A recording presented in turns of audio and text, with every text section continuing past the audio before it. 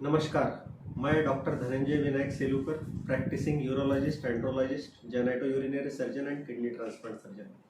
आज मार्च 10 तारीख है। आज विश्व में किडनी डे के नाम से ये मनाया जाता है। किडनी डे इसलिए क्योंकि हमको लोगों में किडनी से रिलेटेड जो भी बीमारियां हैं, डिजीजेस है, उसके बारे में उनको अवेयरनेस, उनके बारे में जानकारी और उसकी ट्रीटमेंट क्या होती है, इसके बारे में हमको सावधान और अवगत कराना पड़ता है। इसलिए ये किडनी डे मनाया जाता है। आज मैं डिस्कस करूंगा कि किडनी किस वजह से जो 4 मेन कॉजेस है जिसपे किडनी अपनी इफेक्ट होती है।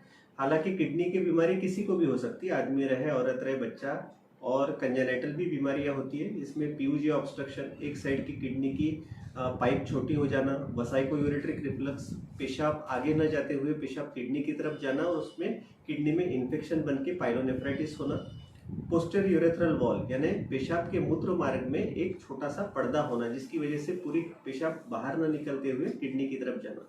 ये सारी चीज़ें बच्चों में होती है। कंजेनेटल, जिसको हम हमारी भाषा में कंजेनेटल ऑब्स्ट्रक्शंस बोलते हैं, ये सोनोग्राफी द्वारा हमको पता चल जाती है।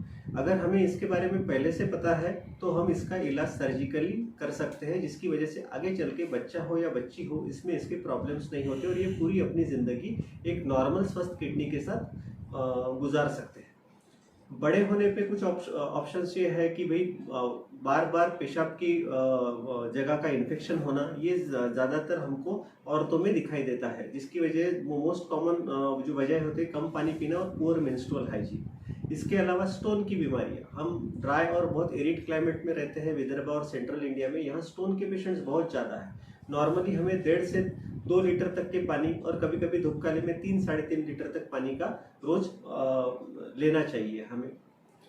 स्टोन्स होने पर जनरली लोग ये करते हैं कि स्टोन होता है तो हम बार बार इसके लिए क्यों डॉक्टर के पास जाए, जड़ी बूटी का इलाज करना, आयुर्वेदिक दवाइयों का इलाज करना, ये सारी चीज़ें नहीं होनी चाहिए। जिस तरह पता चलता है आपको एक प्रॉपर परामर्श लेना चाहिए कि अपने डॉक्टर से कि हमको ये स्टोन हुआ है, इसके क्या क्या हमारे पास ऑप्शंस अवेलेबल है, मेडिकल ट्रीटमेंट है, सर्जिकल ट्रीटमेंट है, ये बार बार हमें क्यों हो रहा है, इसके बारे में हमको उनको जानकारी बतानी चाहिए और इस हिसाब से हम उसको ट्रीट कर सकते हैं। अगर हमने ट्रीट नहीं किया, दोनों तरफ स्टोन है, तो किडनी फेल हो सकती है। किडनी फेल होने के बाद डायलिसिस और अल्टीमेटली पेशेंट की जान को खतरा हो सकता है।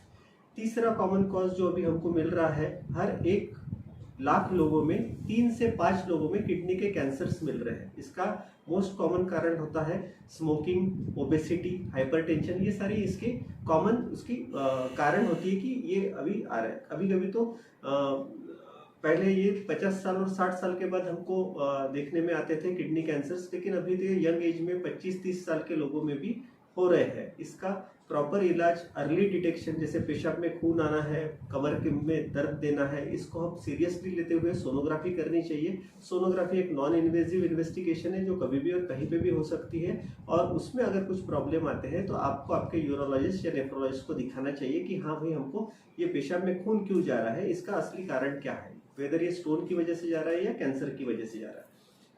आज मॉडर्न वर्ल्ड में 40 और 50 के बाद एवरी अल्टरनेट आदमी को हाइपरटेंशन यानी बीपी और शुगर, डायबिटीज की बीमारी हो रही है।